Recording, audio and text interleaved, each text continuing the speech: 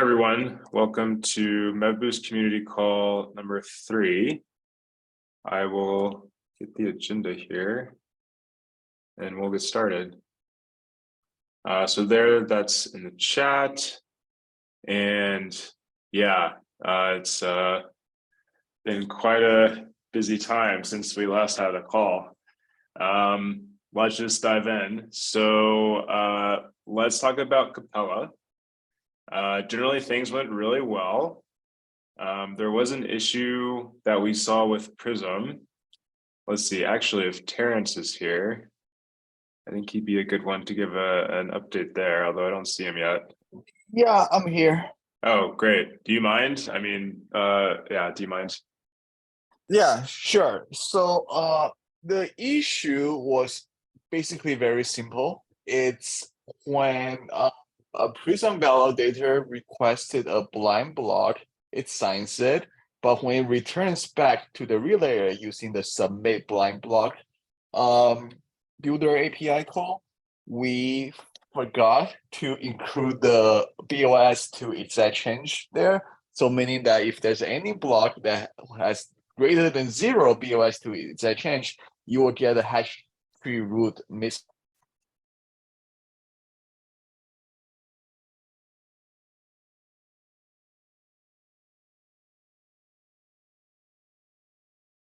Publish a postmortem, so highly encourage anyone to read that. From the postmortem, we have corrected what we will do moving forwards to prevent this type of logic from happening. But in terms of impact, I believe around like 50 blocks were missed because of this. And shout out to all the relayers for being very fast and responsive. We were able to block the Prism user agent stream. So therefore, the damage wasn't that bad from that regard. Circuit breaker also came in handy as well. So we shut off at 5 miss blocks, 5 miss slots per epoch. So if it wasn't for circuit breaker, we probably would have reached to 8 to 9 miss slots per epoch. So that also came out handy as well. So yeah,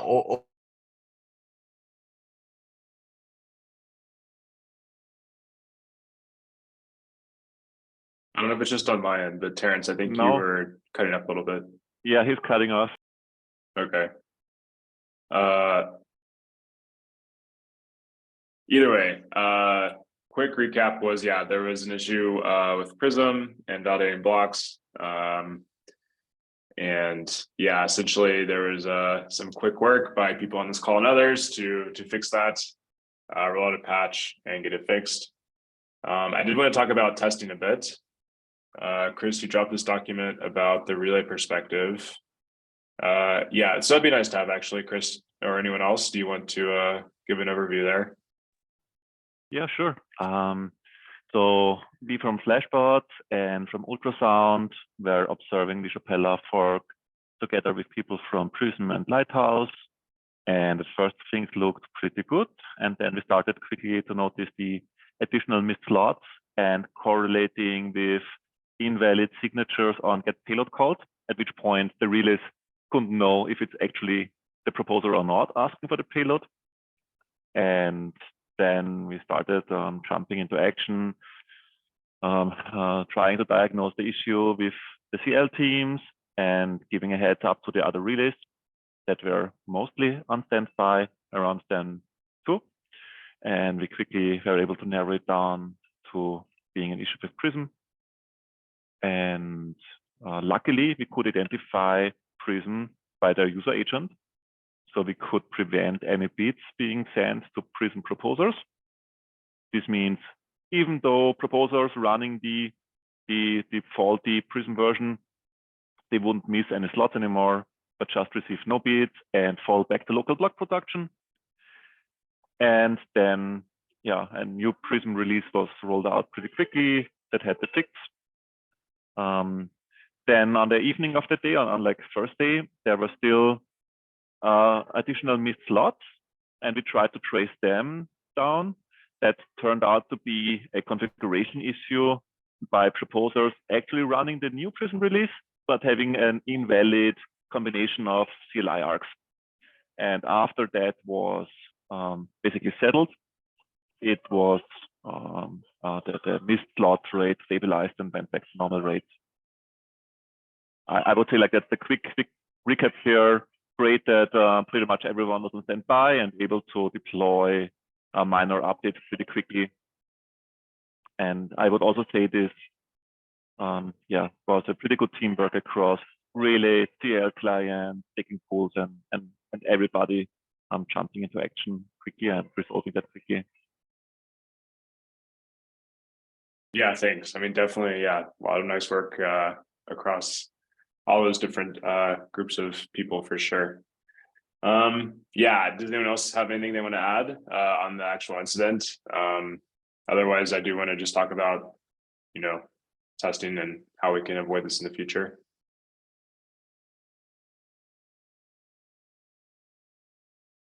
Sounds like a no.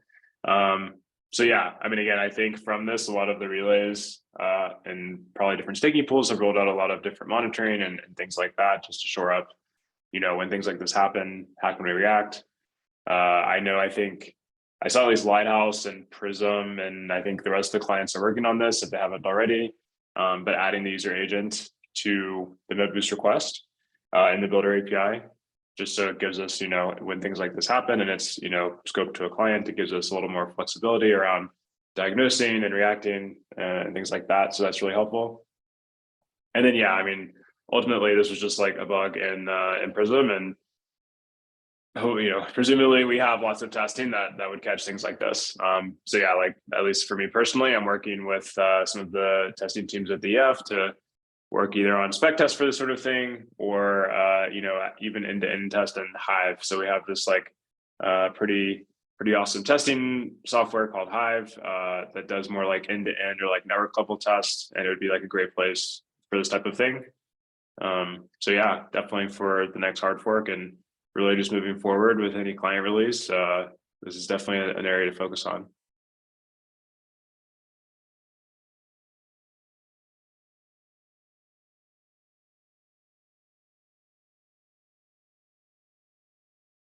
Okay. Anything else on Capella that anyone wants to address? I mean, generally, like the hard fork itself went really well, and there were some things here with the MedBoost ecosystem, but again, people worked quickly and I think resolved all the issues.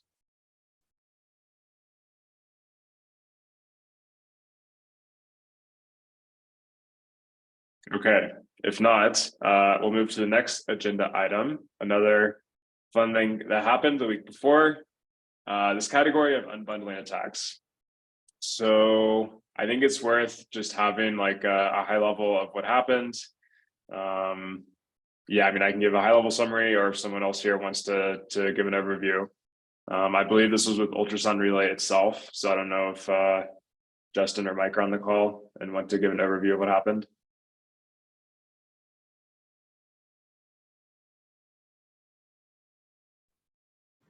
Is Mike on the call? Yes. Yeah, I'm here. Mike, do you want to do it? Otherwise, I'm happy to do it, but I think you're better placed.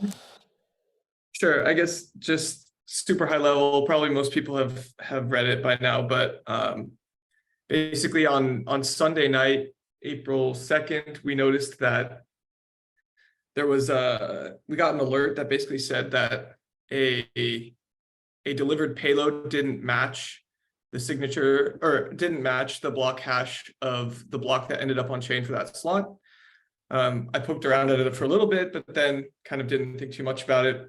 And then Justin in the morning correlated it with the unbundling attack that people were talking about on Twitter. So basically what happened is a proposer was able to send an invalid signed header to the relay. The relay sent back the body of the block to the proposer because the signature was valid, even though the signed header itself wasn't valid. So then the relay tries to publish the block is invalid, but now the block and the block contents have been sent back to the proposer for that slot. So the proposer in the next seconds basically is able to unwind the sandwich attack, the sandwich transaction. So basically they had baited MEV searching bots into sandwich attacking some transactions. now they had those transactions in the clear, they were able to run them backwards and propose a different block with a different header that was valid. Because that block was valid, it became canonical very quickly and got all the attestation weight for that slot. And so even though they equivocated, even though they signed two headers, the valid one was the one that they proposed. That one ended up on chain, and they ended up kind of walking away with like something around the order of $20 million of searcher money. So that's kind of the high level perspective. We were able to get them slashed because they did double sign the header, but obviously the slashing penalty was only 1 ETH. They they made a lot more than that in the attack. So that's kind of the high level overview. Okay, thanks. And yeah, there's various docs that Chris put in the chat. One of them is essentially postmortem around what happened. And yeah, again, at this point, I think most people here have, are familiar with this.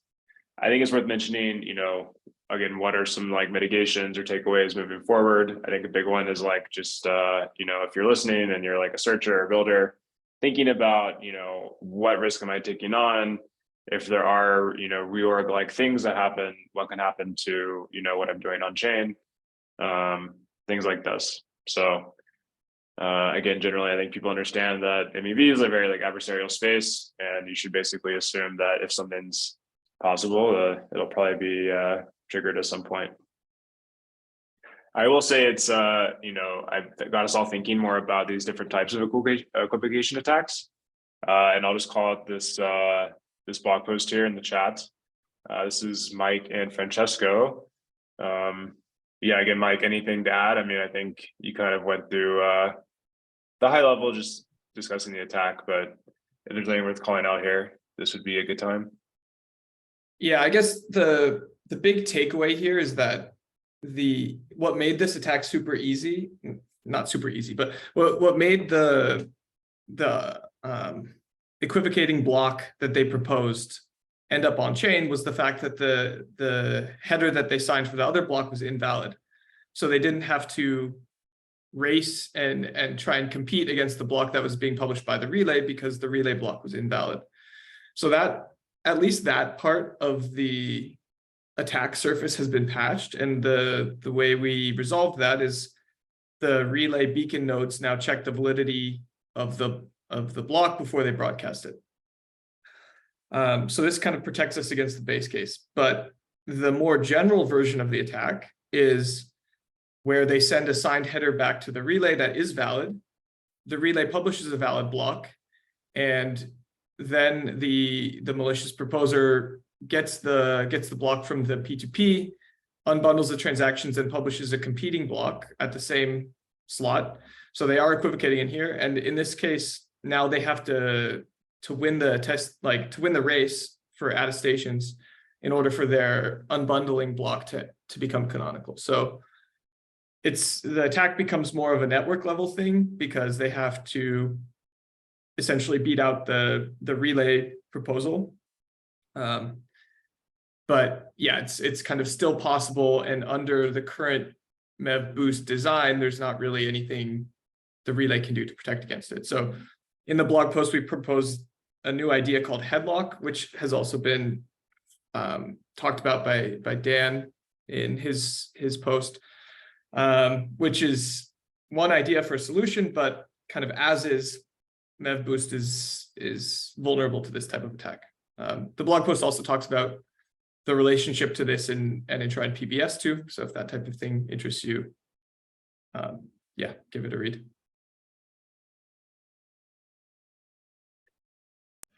I guess one small clarification on the attacks. I think Alex, you mentioned that the attack happened on the ultrasound relay. So there's a couple of points here. Like one is that it was a software bug effectively in the MEV boost relay code base. But the other thing is that the attacker could have, and I don't know if other relays have looked into their logs, but the rational thing for the attacker to do actually is to actually trigger the vulnerability on all the relays that were vulnerable, which was pretty much all the relays. And so, the fact that we, in a way, we're on top of things and we look at the logs and we correlated things, suggests that yes, the attacker did go through our relay, but a rational attacker would have gone through all the relays, and potentially been able to leak all these blocks and make the unbundling even more potent relative to just targeting one of the relays. Yeah, definitely. I mean, it points to more of a general hole. And well, in this case, I mean, yeah, I think we can pretty squarely say this was just a bug in the relays. But yeah, it does, point towards this more general idea of unbundling, which even has consequences as far-reaching as, say, ePBS. So yeah, not to call out ultrasound in particular. I guess one of the reasons why we notice is because we have like the custom alerting. So this is an alert system that was built by Nicholas, kind of outside of the Flashbots implementation. So we get alerted through a Telegram bot as soon as we miss. Well, basically, as soon as a proposer signs a header which doesn't make it in the canonical chain. And maybe that's infrastructure that we could open source. I don't know, Nicholas. It is open source. It is open source. Okay, so It's a bit hidden, but it is open source. you're welcome to use it if other operators think that could be helpful. Yeah, sounds cool. Is there a link? Yeah, Nicholas will be finding a link and posting it in the chat. Okay, awesome.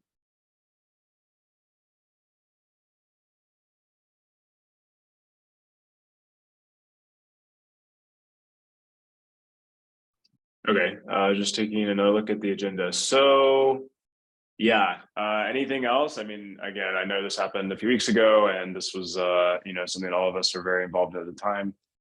Anything else on these sorts of unbundling attacks that are worth mentioning on the call right now?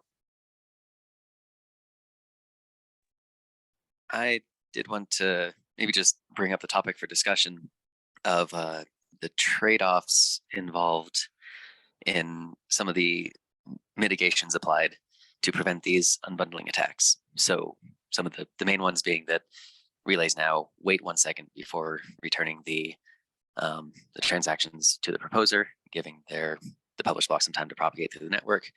The other mitigation being a 4-second cutoff into the slot, where if get payload request is received after that time, the relay will not return it at all, and that will likely lead to a miss slot. So right, the 1 second delay means that the relay has a high responsibility to have their own beacon nodes push out this block, and if that fails for some reason, then the proposer is going to have a 1 second less to get it out and have everything complete in time.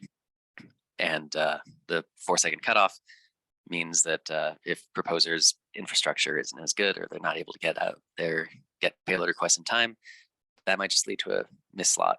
And so this has all been tested out, and people are looking at how this is playing out in practice. But I just kind of wanted to bring this up for discussion. If there's any, like, how is this looking? The effects on network health versus prevention of these attacks. Are we hitting? Are the parameters kind of looking correct for the 1 second delay, 4-second cutoff? What else do we need to consider here? To jump in here, I think to me the timing looks correct. We started with a 3-second cutoff time that may have been a bit aggressive, but at 4 seconds into the slot, there is a 0% chance that the block is landing for the slot. So this cutoff time seems correct. Also, relays have a responsibility to have redundant beacon nodes. That means they should also have better peering overall, and the broadcasting from the relays should generally just work very well. So I think generally with the 4-second cutoff, there is not a reason to push that any later, because that would just lead to orphan blocks rather than missed slots. And then the 1 second delay to the returning to the proposer seems okay to me, because it gives the block more time to propagate before a proposer could steal a transaction and submit a competing block for the same slot. Of course, it also depends on the relays having good peering of their beacon nodes and running redundant beacon nodes. This is just my opinion. I think the parameters are correct. Maybe 4 seconds is even a bit high. We could reduce them a little bit, but we are also monitoring the numbers on the relays, and this is looking pretty good so far. I see. I'll hand over to Mike. Yeah, just one small clarification there. So the 4-second attestation deadline, actually, there's no guarantee that a block that's published after that will get reorged. Only in the case where the subsequent proposer is running the forcible reorg logic will it get reorged. So there is like, the estimates are something around 70% of the network is running that right now. So pretty good probability it gets reorged, but a late block could still end up on chain if the next proposer decides not to reorg it. And I just wanted to say that this is kind of like a subtle relationship between proposer boost and this forcible reorg PR, which is getting kind of discussed in the spec and made the timing games around the attestation deadline like particularly potent as we were responding to the unbundling attack. So this is something that I'm writing a piece with Georgios on, so definitely keep an eye out for that. But yeah, I just wanted to clarify that there's no guarantee that a late block will get reorged out. Only if the subsequent proposer decides to do that will it happen.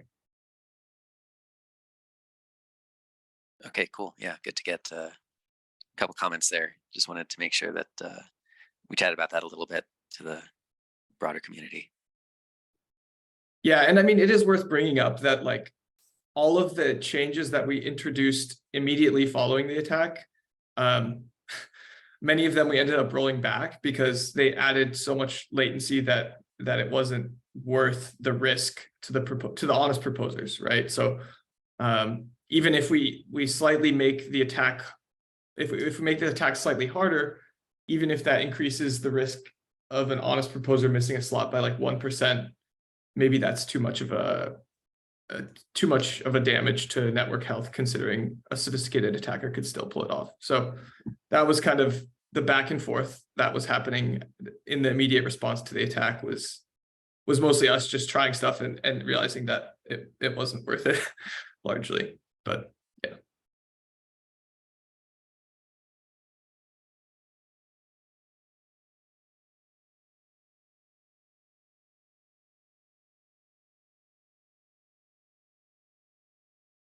Great. Yeah, thanks everyone. Yeah, there are a lot of details here, and seems like there has been a little bit of back and forth and like figuring out what makes sense. And yeah, if anything, again, I think it just points to these being some more longer term research questions around as we move to enshrine PBS, how do we make this thing safe and secure? So unless there's anything else there, we can just keep moving through the agenda. The next one was something Metachris brought up about block cancellations. Chris, do you want to give a little TLDR there?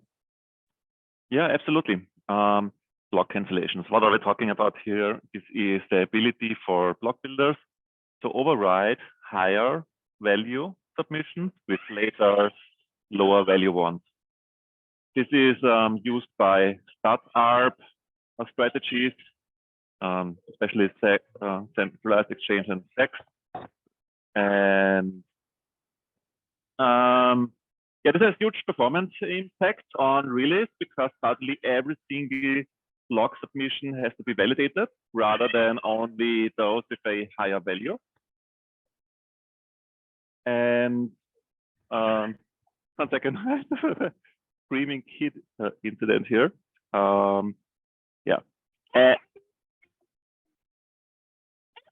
Yeah, and so yeah, and in general, there is no guarantees that these cancellations take effect, because the proposer can anytime ask a relay for the highest bid, even multiple times, and just find whatever is the highest one that they found, and not like they are not like there's no guarantees to the builders that the cancellation is actually in effect, because you never know when a proposer is asking for the slot, because for the bid, because get header call is not signed, so any call could be the proposer, and for any bid that really delivers, there has to be the guarantee that the payload is available.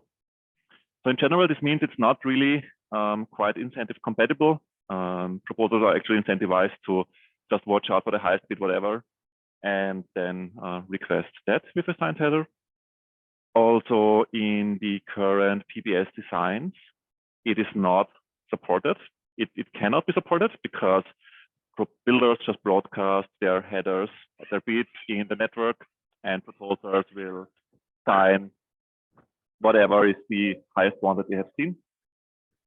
So from that perspective, there is not a long-term future for cancellations either. And it would make, removing cancellations would make relays in general a lot more cost effective, because you would remove over like 99% of all the block validations, which are actually producing the most of the latency and most of the cost. So this is a rough introduction. I think, yeah, in general, it would be nice to move beyond block cancellations. I know that some builders that do statistical arbitrage do want that feature. And yeah, let's open the discussion about this topic.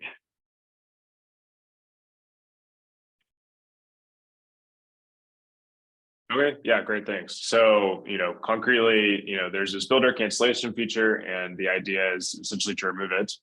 That would be a change to the MedBoost relay software and, any other relay software out there. Changing essentially the guarantees provided such that you can't sort of cancel your bid in this way by submitting a lower value block. Yeah, anyone have any thoughts about this? Yeah, Chris? Yeah, just a quick question from Chris on you mentioned that this would reduce 99% of validation load. So are you observing then that 99% of blocks are not incrementally increasing in value? Is that why you mentioned 99%? Yeah, that's like a back of the napkin estimate, but yeah, that's pretty much the case. I can follow up with like very specific numbers. Mike and I have been collecting some numbers, in particular about how often cancellations were used in practice to lower the value of a proposed block. And I will also follow up with more data. The data is, by the way, public about the bits that lead up to a payload. So that's something that everybody can also just run on their own. But from my quick check of the numbers in our infra, it's around like, it's over 95%. It's probably around 99, maybe even higher. We receive about 700 block submissions for a given slot. And yeah, that the majority of these is like way below the top value. Well, so is a suggestion then that the relay basically it only considers a block submission from a particular builder that is higher in value than what it has previously accepted, and the relay is only therefore would only need to sort of hold on to blocks for which it has serviced a get header, and all and those two combined would then sort of reduce the load on the relay. Is that the general idea? Yeah, exactly. Without the need for cancellations for a builder, the relay does not need to validate or store any bid, any information about that bid, because it will never be used again. If a builder has cancellations enabled, you need to validate every single submission and also always store the latest one, because if a higher value bid by another builder is cancelled, it may be that your previous lower value bid is actually now the new top value bid. It's like, yeah, I'm probably not so good in explaining it, but there, without the cancellations, there is no need to validate or store the bid content in like the hot path. Yeah, that totally makes sense. Are there any concerns about what would happen? Are there any, would there be an issue with if not all relays are operating under the same regime? Like if some relays allow bid reduction and some don't, that could potentially drive builders to use bid reduction ones, specifically builders that are doing, let's say, some of these stat arbs, that could, eventually end up with better blocks that, and therefore they can win, even though during the slot period, the block value might be going up and down. I'm just sort of ideating here. I don't have an answer or a position. I think this is a great question, and I want to let others chime in, like Justin, Mike, do you have any opinions on that? Just for reference, I think right now, like we made it opt-in on the Flashbots relay cancellations, and we're seeing about a third of the submissions being with cancellations enabled. So one of the comments, one of the remarks here that we can make is that cancellation actually starts to break down once it's over multiple relays. And the reason is that for a cancellation to be effective, you need to cancel on all the relays, because if there's even one relay that's kind of maybe a little bit slow to cancel, because it's under load or because it has some sort of suboptimal setup, then actually you won't be able to cancel, because the proposer is going to be querying multiple relays and it'll just pick the highest value across all relays, and so all relays need to cancel. And so I actually see cancellations as a little bit of a centralization vector, or at least some sort of incentivizing searchers and builders to only submit certain types of bundles to one relay. So maybe in a similar way that we have like a specialized relay for so-called ethical blocks, maybe we could have a specialized relay for cancellations. And that could be like a stable equilibrium, because it's kind of a relay that's specialized to do this one thing, and the service starts to break down if it's provided by multiple relays.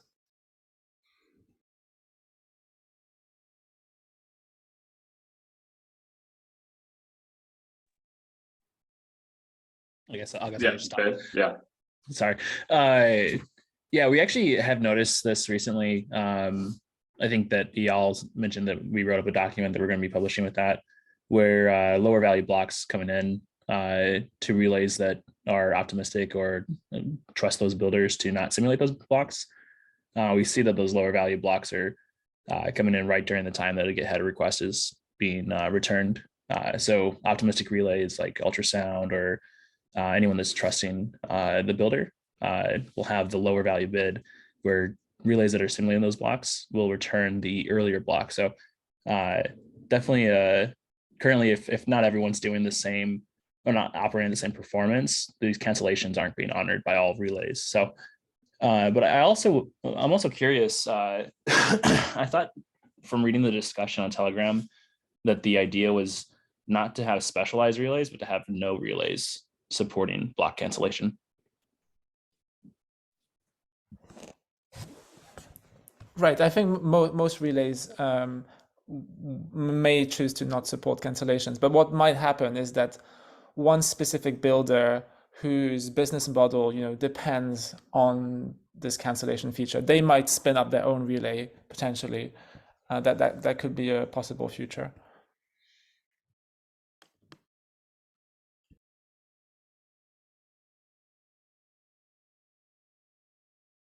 Right. So like we'll never be able to like prevent this unless there's some like crazy embargo that we've all built with this like specialized group of relays.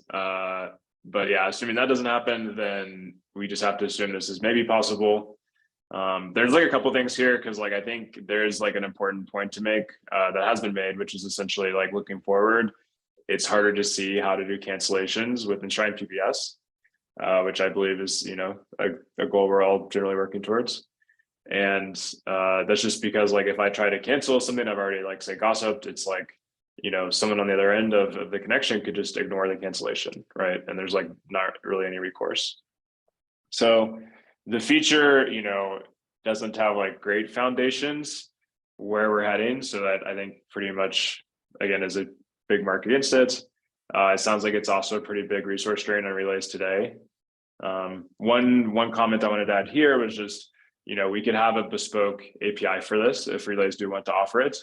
For example, maybe when a builder submits a bid, you give back some bid ID, and then this cancellation endpoint could just take the bid ID. You could then not have to like say, oh, here's a whole different new block that happens to be lower in value, simulate it, maybe store it, all of these things. So that would remove some of the load. That's sort of like a very short-term pressure valve sort of release. But yeah, again, I think longer term, we should really think about like, okay, if this doesn't make sense with EPBEST, then why even really offer it? Chris, do you want to explain? Yeah. your Just comment? I'm not sure what you're like, referring to. By canceling through like an ID, it might mean that you don't need to store only the latest submission by a builder, but also like all the previous ones, which would be like strictly worse than just overriding a previous one with a newer one. Right. I assume relays were already doing this, but yeah, if they're not, No, in the hot path, Okay. it's only the latest submission, and the builder cancels by submitting a newer submission that's lower value, but then you still don't need to fall back to any earlier ones. Like the relay only keeps the latest by every builder in memory in the hot path, like in Redis or Avera. right. Okay. Yeah, that's helpful. Ben, do you have something? Yeah, originally when we first added block cancellation, we were allowing builders to cancel blocks by block hash, which was causing us to have to store a lot of data locally. But using the latest bit, obviously, it's more performant than doing something like that.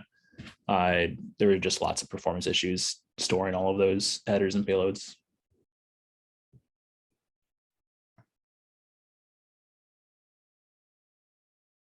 Just wanted to chime in one quick thing here. So Chris and I have been looking at some of the data. I think he mentioned it earlier, and I actually found a few examples of situations where a bid that kind of ostensibly should have been canceled ended up winning the auction because it was higher value than the canceled bid. So basically, what I was looking for was situations in which both the winning bid and the attempted cancellation were received before the beginning of the slot, and the winning bid was higher than the cancellation and before the cancellation. So all of this kind of adds up to the situation where the winning bid should have gotten canceled by the second bid, but didn't. So this could be the situation where validators are kind of playing this game where they ask for maybe 5 different bids from each relay and then only return the highest among the 5 bids from any relay. So yeah, the data is kind of still a little murky, but there's a few examples of this, and I think in general might try and kind of write up a short one-pager on if it looks like people are actually playing this game or not, which is I think an interesting data point. Because from the validator side, I haven't heard of a good way of protecting builders' cancellations, because validators can simply like ask for many headers. And if you start restricting the number of times validators can call get header, then it gets difficult, because how are you going to restrict it? Are you restricting based on IP? Then you incentivize validators to just spin up multiple machines and call get header for multiple machines and then only sign. Like you're kind of encouraging sophistication in that direction. So yeah, I guess that's another point of view to take here, which is that from the validator end, like they are incentivized to do this strategy, and we see that it might already be happening basically. So I know that we decided that we shouldn't be signing Git headers because it's privileged information.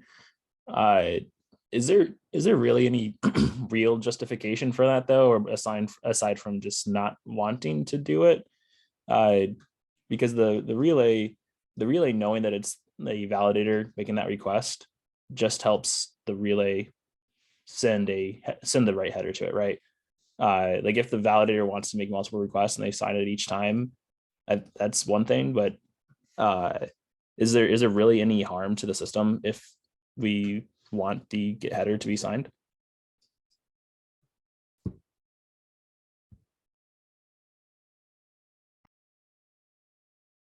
I think it's a good question. I just posted a MathBoost issue from over a year ago, about a year ago, where this was discussed. I think part of it was why we didn't add signatures back then, that there was a lot of time pressure on TL clients to get everything done, and signing another call was deemed like only if it's really, really worth the effort. But another part of the coin is that there have been a few people vocal about not giving privileged actors more privileged information, and privileged actors in this case being the proposers that are about to propose a slot, where not requiring signatures means the bid information is public to everyone that is interested in, whereas the data API afterwards is strictly voluntary, and there is like no guarantees, but the get header request is actually like guaranteed information. Just wanted to add a little bit of the historic context here. I personally am not sure about the overall implications of one way or the other. I think another big part of it is the builders use Git header to decide how large bids to set, right? Like this is the auction that's running real time, and the builders can see the current winning auction price by calling Git header. So for example, we see like almost 500,000 Git header calls each slot. Only maybe 10 or fewer probably actually come from the proposer themselves. So cutting off that data from everyone else, I think would have big implications for the builders too, not just people kind of collecting data, I guess. Yeah, but wouldn't that kind of incentivize CLs to want to do that? Because that turns it into more of a blind auction that could benefit the proposers more to like have higher bids come in. But I guess it kind of incentivizes proposer builder integration, like vertical integration, because then if you're the proposer, suddenly you have like great insight into what the auction is. And so the builders would want to be cozy with the proposers to enable that. That's fair. I mean, I think it's a good question. Like, I'm not sure which is the best approach. It also incentivizes collusion between the builder and the relay, because now the relay has this information which can be sold to the builder with plausible deniability, right? It doesn't lead to front running and unbundling and all of these nasty and obvious things. Yeah, I think one thing in a bit of a different direction here is apart from the get header polling, there has been discussions about the MathBoost feature of a get header subscription, of like a bid subscription, where proposer could subscribe, or even builders, anyone could subscribe on relays to a stream of bids, and then request a specific one, whatever they would like to have.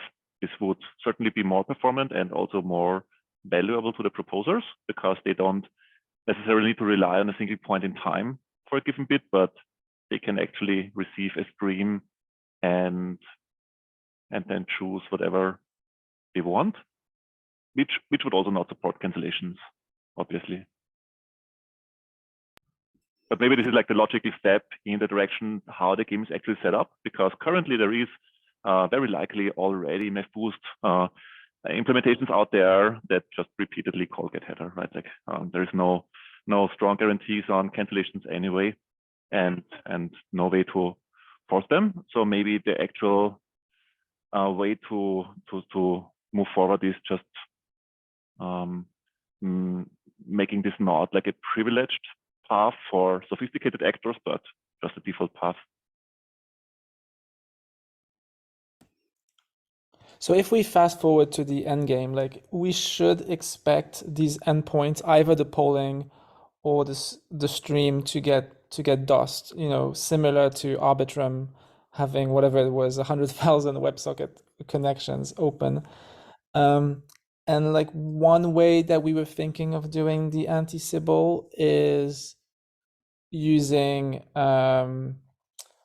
actually using the collateral from the builders. So now we actually have quite a bit of, we have this pretty robust anti-Sybil data set for the builders. We know who they are, we know what their pub keys are, and we have some collateral assigned to it. So it's kind of a great way, for example, to only open a stream or only allow polling to builders that have submitted collateral or have some reputation otherwise. Because the end game is just that the relays will get swamped by tens of thousands of connections to the stream, and then that could lead to degradation of service. No, I concur here. I think the bombardment of streams is you have to take into account this is a purely read-only stream. Like on Arbitrum, this was because there was an incentive to push blocks like transactions through 1,000 WebSockets at once to have a higher inclusion chance. But here we're talking about a read-only stream anyway. So I think this is pretty easy to scale out, and it's arguably even easier on resources than the get header polling. You could also like rate limit this just as. If you play out the latency game to the extreme, basically the way that these streams work, let's say you have 100 nodes connected to the stream. Fundamentally, you need to send one Ethernet packet at a time. And now, if the latency game goes down to the whatever it is, microsecond or tens of microseconds, then people will try and connect as much as possible so that they will be one of the first builders to receive this notification in front of the other builders. Because fundamentally, if you have one Ethernet cable or whatever it is, a fiber optic thing, you can't send information to everyone. It has to be a sequential process.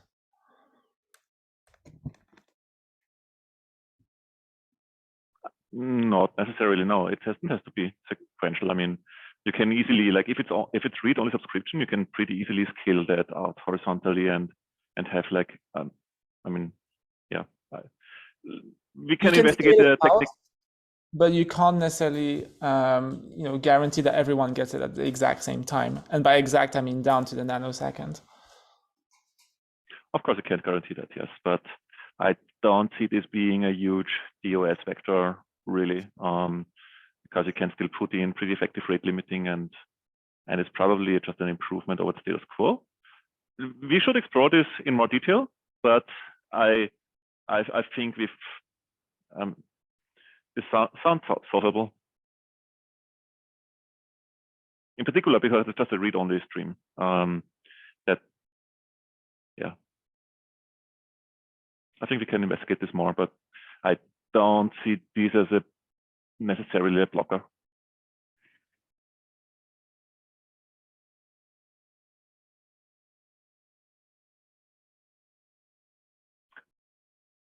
So otherwise, one thing to consider is if we just start a game where some relays have cancellations and some don't have it, then there is like a weird set of incentives. Maybe also builders get more incentivized to spin up their own relays to have more vertical integration.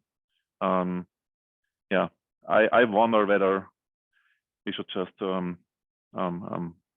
forward this to the next logical conclusion through on the way towards PBS to remove cancellations from the relays altogether from FBoost pretty much. That would be like, I think anything else gives a certain advantage to specialized, sophisticated actors.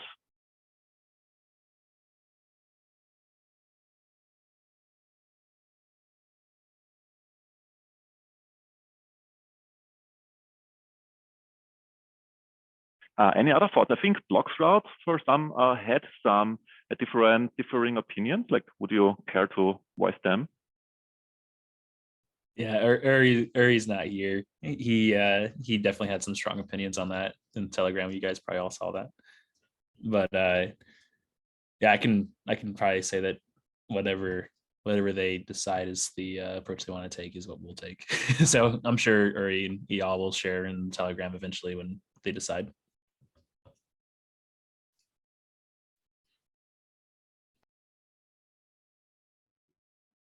I mean, Chris, on the MEV boost side of things, on the proposer side of things, would it be fair to say that the polling of get header is like a low hanging fruit that can be merged in pretty soon, and that change alone, which should be done, in my opinion, relatively soon, because if a sophisticated staking operation listening to this call somehow decides to make this 5-line change to MEV boost, then they might be getting more MEV, and so just to keep a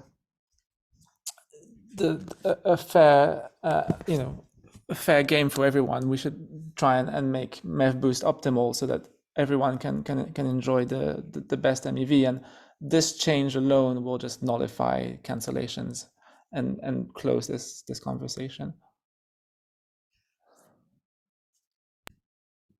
Yeah, I would agree.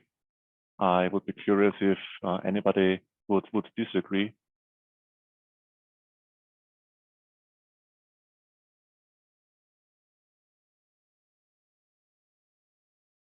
I think that the relays could protect against that by not returning get header requests until slot start time, and then also rate limiting get header requests more strictly, even if the MEV boost starts making requests early.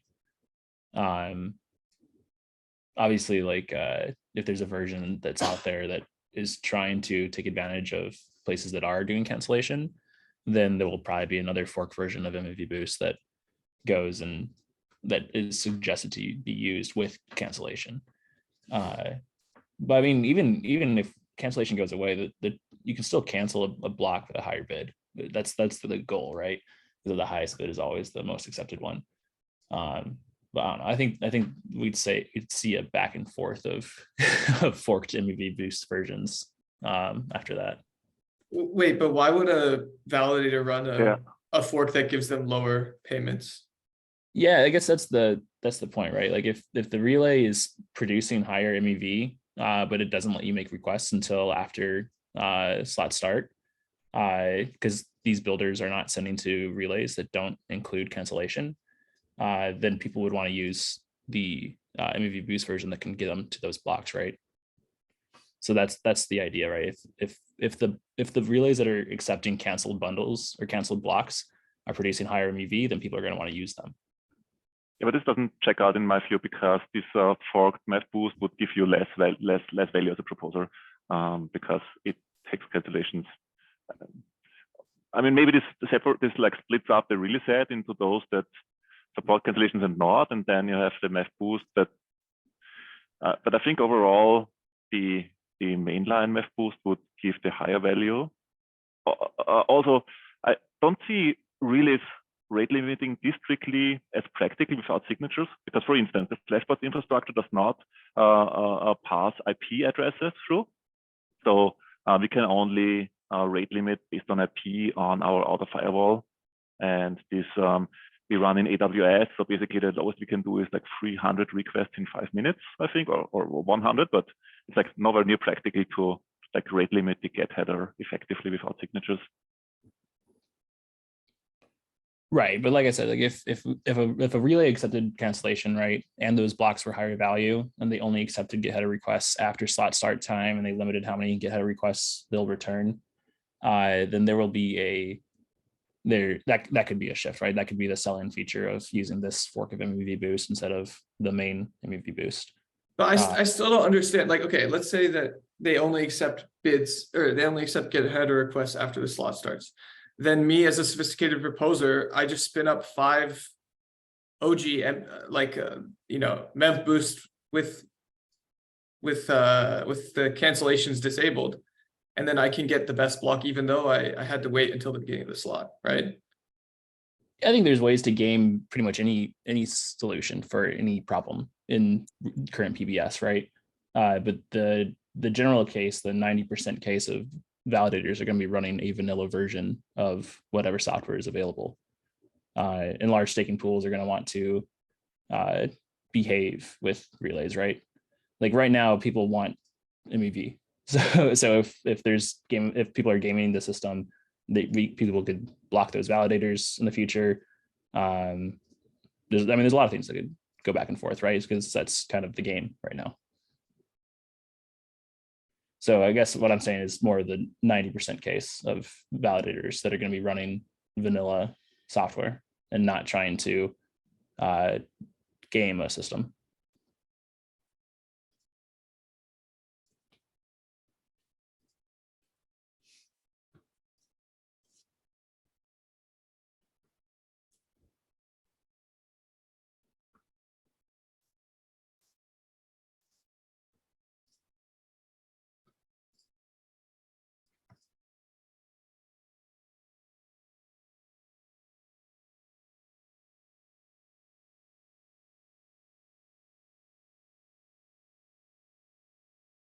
Okay, so a concrete next step here sounds like prototyping this streaming bids, right? Chris, did this make sense to you?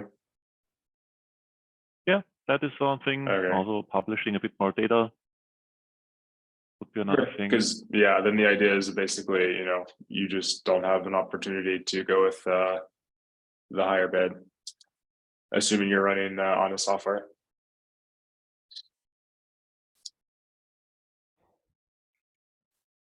It's possible that Okay. the ultrasound relay will be implementing an SSE stream. And I guess it might be consumed by builders first, and that could be a way to test it. And then I think we would be happy to submit a pull request in the Canonical repo and have potentially at some point in time give the options for proposers to also connect to it through MevBoost. All right. Yeah, sounds great. Keep us updated as that develops.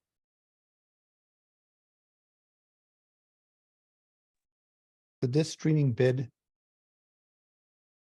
any proposer could subscribe to it, right? So the relay is going to be supporting streams to maybe hundreds of thousands of validators. Right. So at any given slot, there's only one relevant proposer.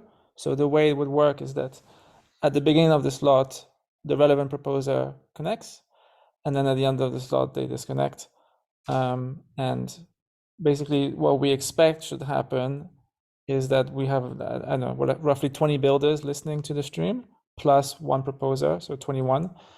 And if it gets DOS for whatever reason, then we can look into the anti-Sybil mechanisms that we have using either reputation or collateral.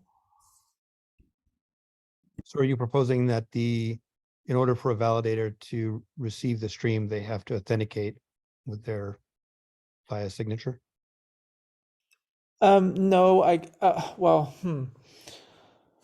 yeah, I guess what I was suggesting is that the default implementation of MevBoost kind of connects at the beginning of the slot and then disconnects at the end of the slot, so that we're not overwhelmed by the default implementation. Or we could accompany it with a signed get header, because the proposer still needs to like get the thing to sign over, you know.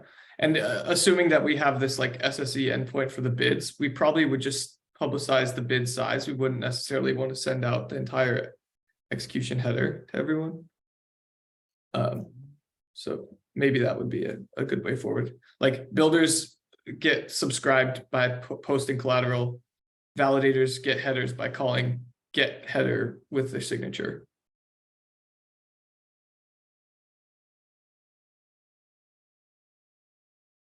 I guess also The the get sorry. header polling fallback would still work for sure.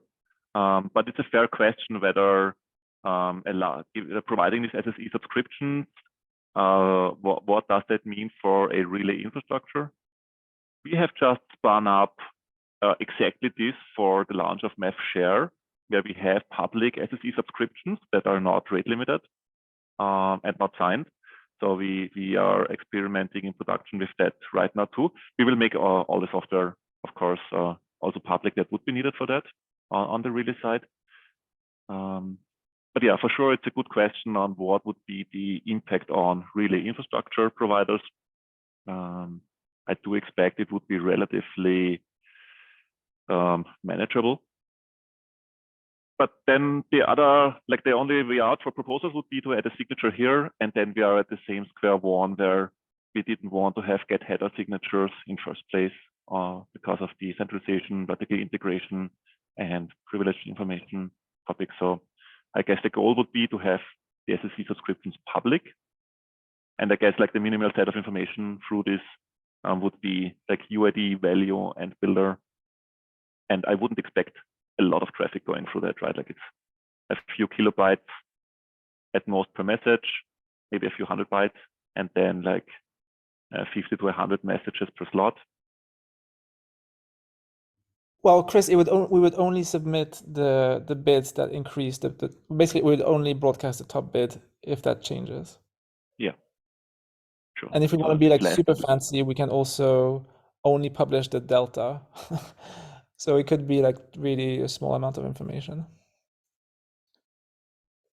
On the builder side, I think you mentioned that you can provide this stream to builders because they are, you know who they are, and that maybe they're, did I understand correctly that they're, because they're bonding with the relay? Right. So we could have like a builder signature for the builders, and we could also have, if we wanted to, a proposer signature for the proposer. And the builder, you can trust, you can accept that because they're bonding with you, that they have some, they put up Right. some. Either reputation or some bond, yes. So I guess I might have a little bit of concern that right now there's bonding with the relay for optimistic relaying, which is an advantage then to the builder that bonds. And now there's an additional information stream that is helpful to the builder that they only have access to if they bond. And I wanted to inquire if that is consistent with what ePBS would be able to support downstream. Later, I shouldn't say downstream. Right. So with ePBS, the way that I'm imagining it is that we have this peer-to-peer gossip network, and the gossip network will only forward bids that increase the top bid.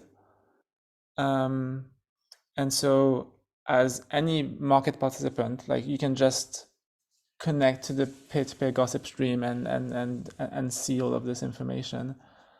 In terms of how the anti-DOS is done, one interesting, the builders would be collateralized in ePBS.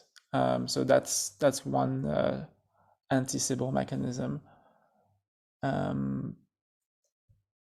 So yeah, I guess it would be the same thing. Like in ePBS, builders are collateralized, and that's what allows us to know that their bids are real, first of all, but also that could be a way to enumerate them. There's only going to be so many, and we could put some constraints. I know at the peer-to-peer level, there could be a constraint saying that there should only be one bid per 10 milliseconds per builder or something like that. It's a little bit similar to how I think transactions are broadcasted. So any given address nonce pair can only, you probably know this better than me, but can only broadcast so many transactions per second, and every time they broadcast they need to increase the tip or something. So similar types of peer-to-peer networking anti-DOS strategies could be put in place. But yeah, I guess for bids is this situation simpler because you only need to forward the top bid And so 99% of bids that are not improving the top bid can just be discarded and pruned and dropped.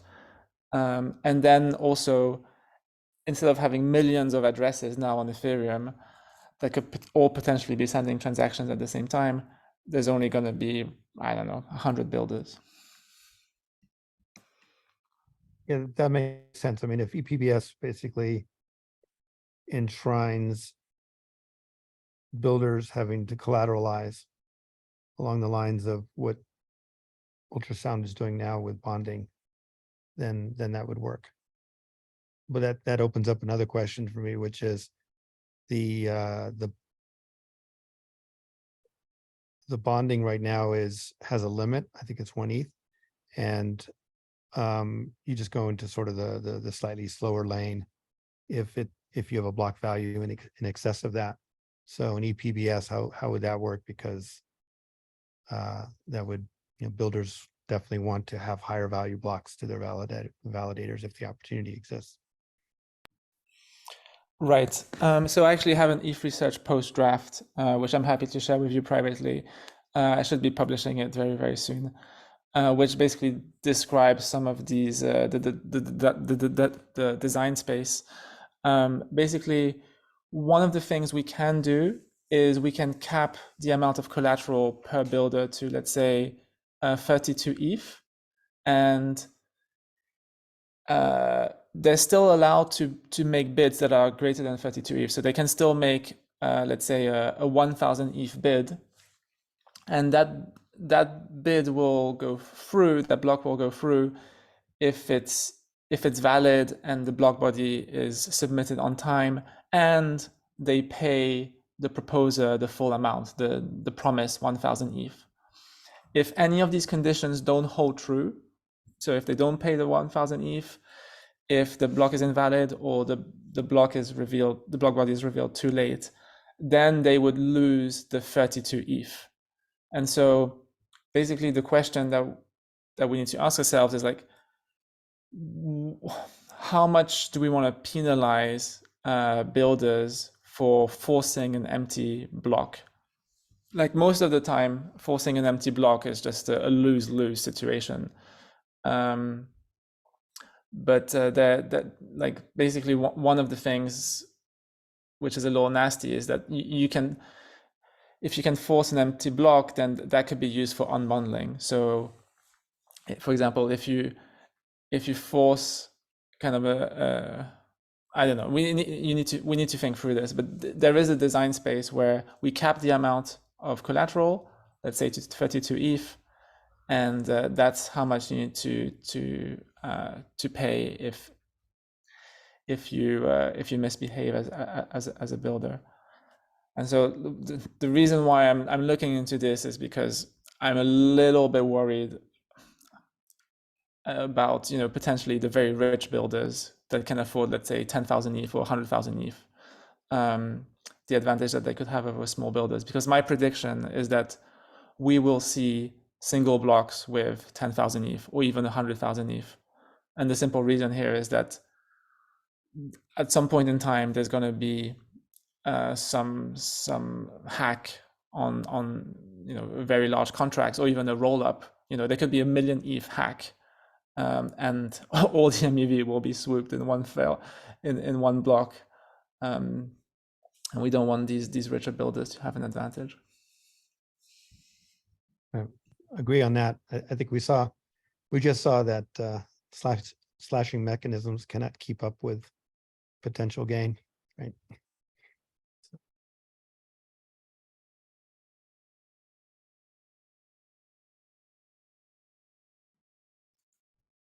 But yeah, I mean, I discussed this in my next ETH research post, coming very soon.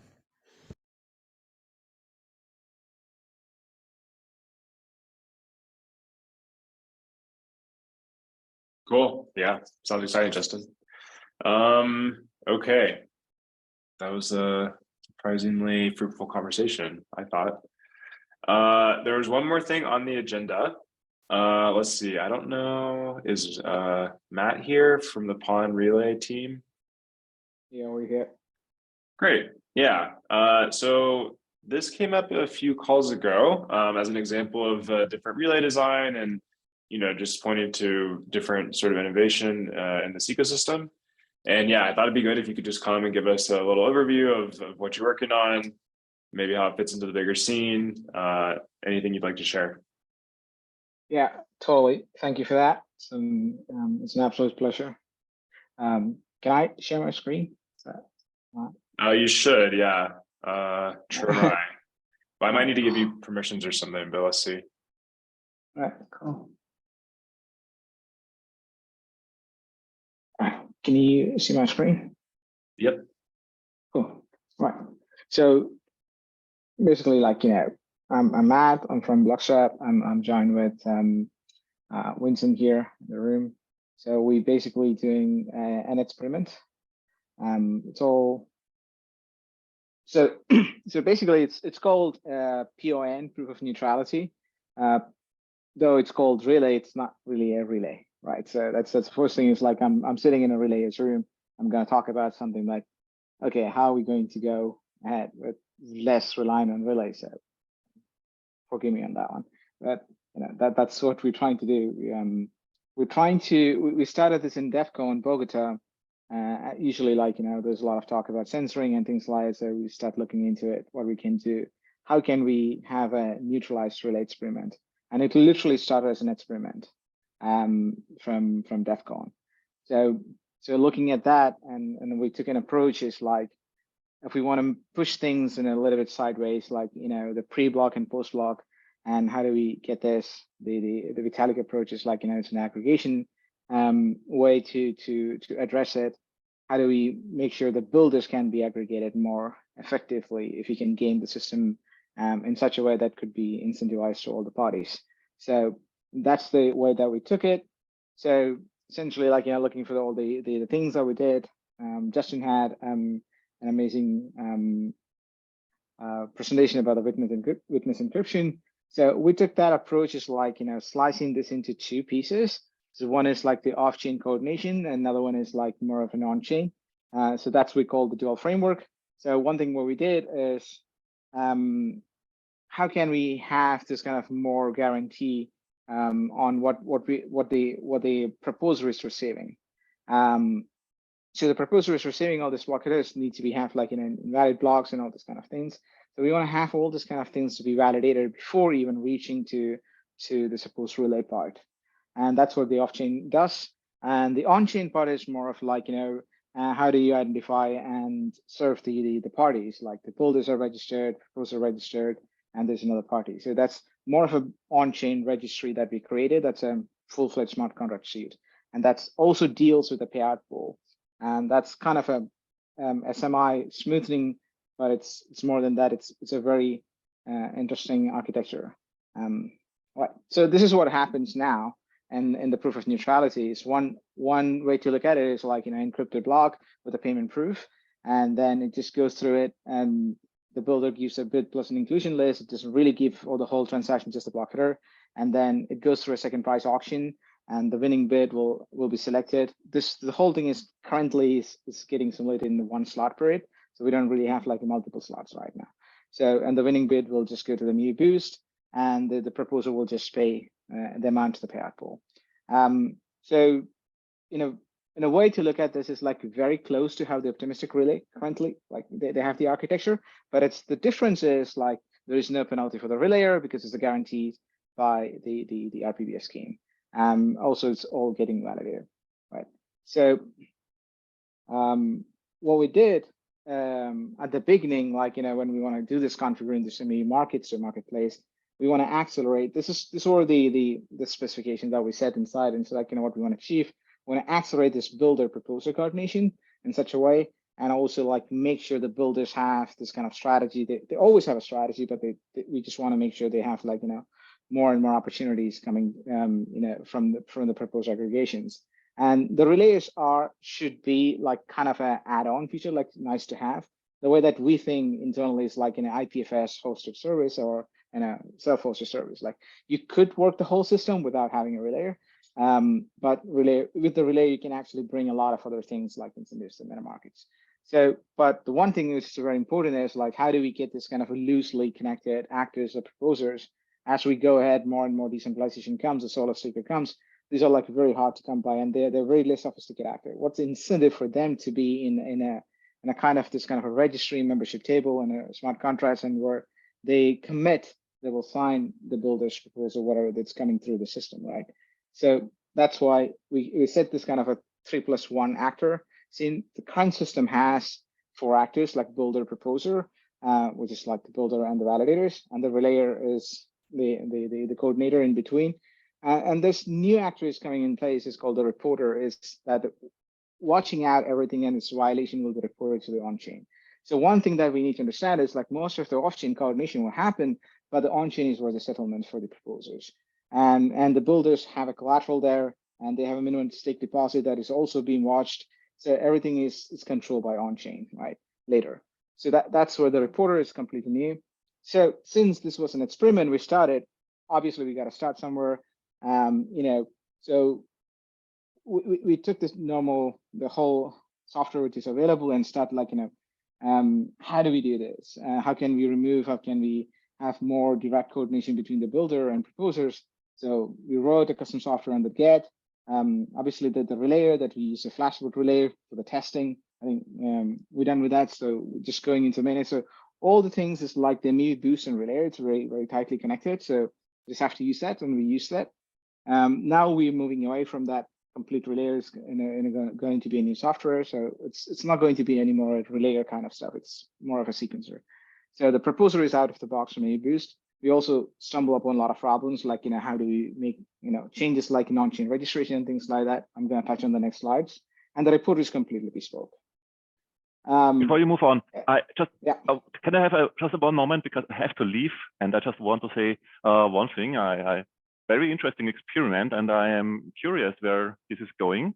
I'm happy to collaborate, and I'm looking forward to what you guys come up with.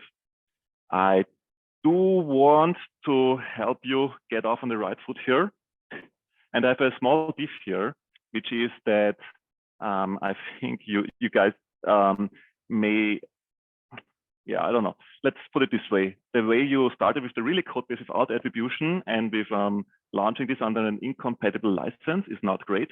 I think you should not just take another code base, scrub the commit history, and dump the code as your own, and then publish it in a non-compatible license.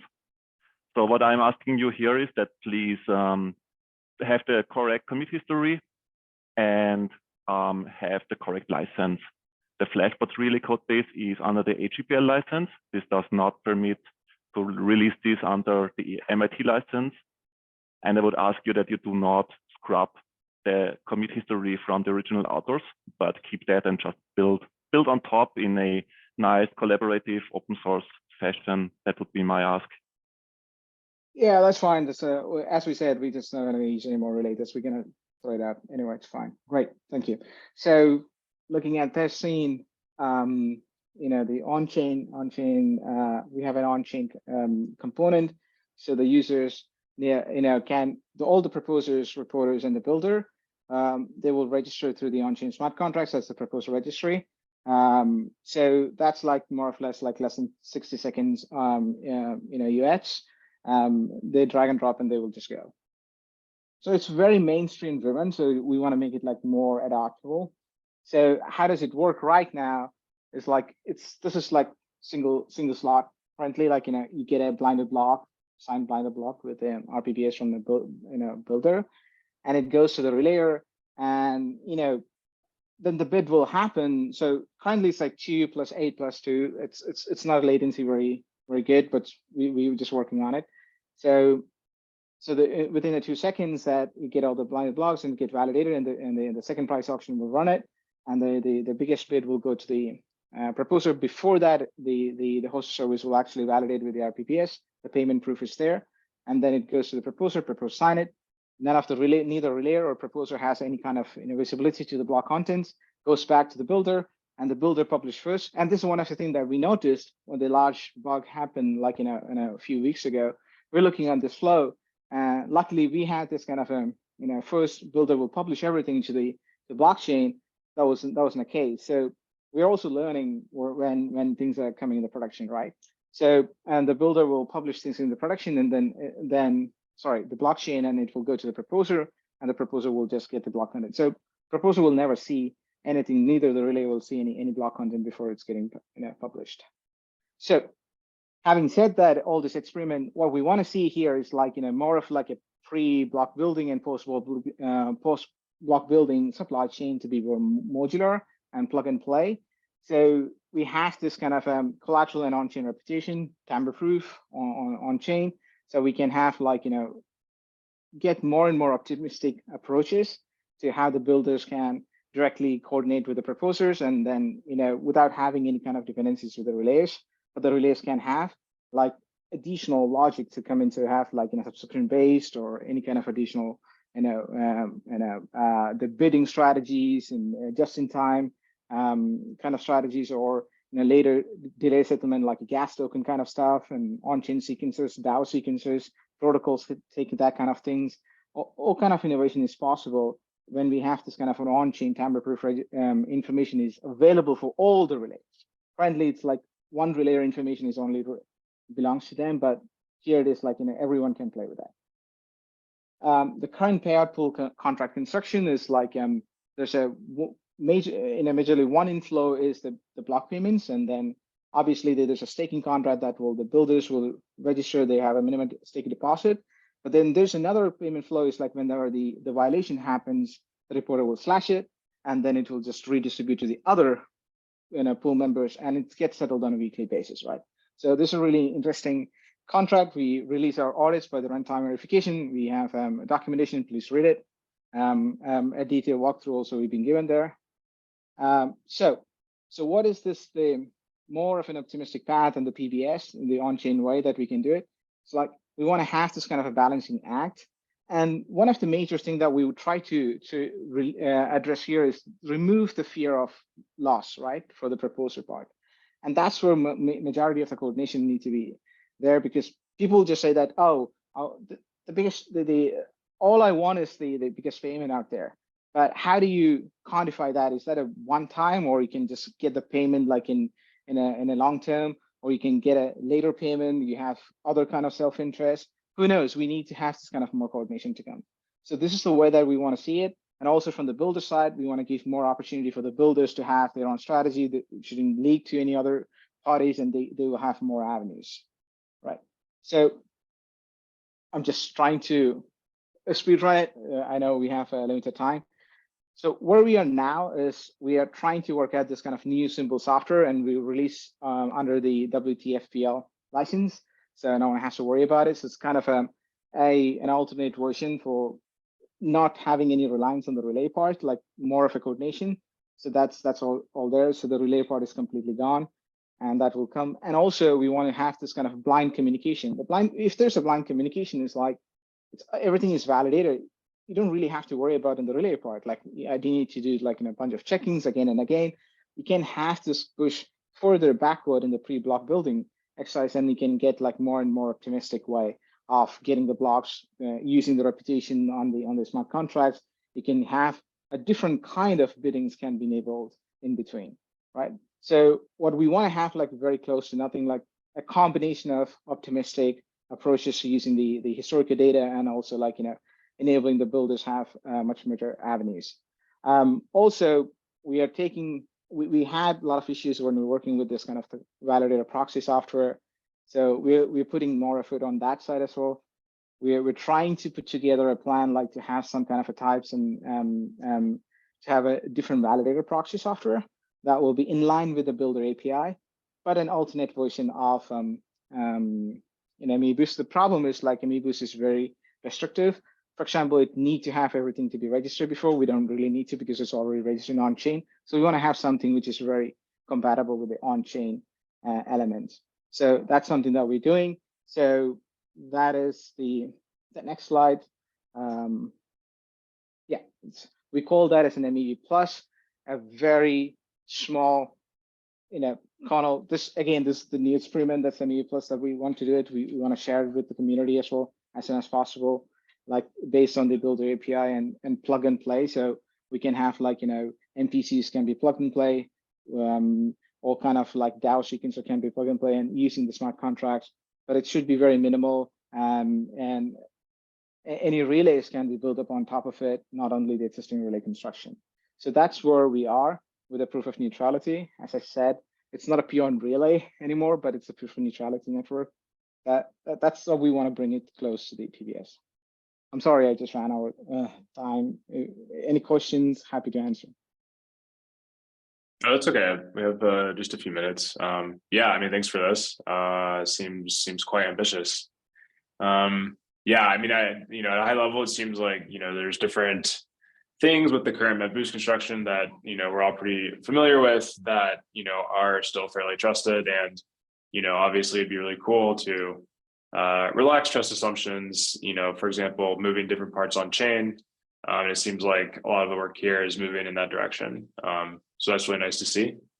Yeah, one thing is like, if you have, so there's actually a lot here, and I don't think we'll have time probably to get into everything.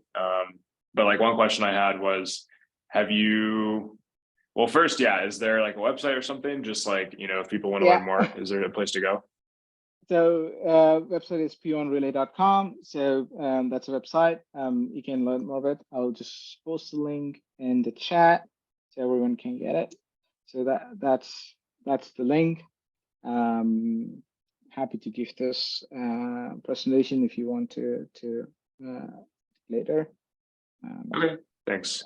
And so a question I had was, do you have any like timing on, all these steps? Like one, for example, if you have builders like, commit to like encrypted blocks, like, and you're doing this all in one slot, like, is there enough time for this to, all play out, or you're not sure yet?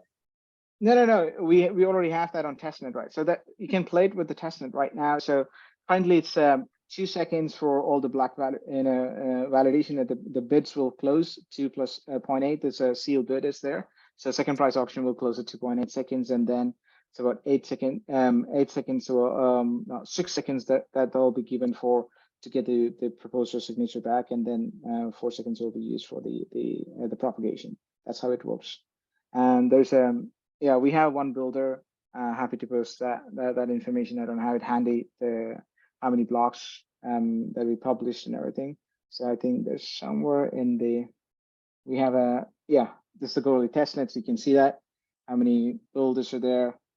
It's actively building. So we're testing now. Everything is there, but the only thing that we're trying to remove it before the mainnet is the new sequencer completely ground up, less relay kind of stuff. So. Gotcha. And so, okay, these block builders, it's not that they're using the proof of neutrality network to like use the current MedBoost system and just building blocks in this way. So currently it's used just a MedBoost as a validator proxy, but they use the builder reporter. Reporters are using our reporter software, the builder software that we created, and the relayer software they're using is the custom version of that we did in the Flash, but that's going to get swapped out in a week or two.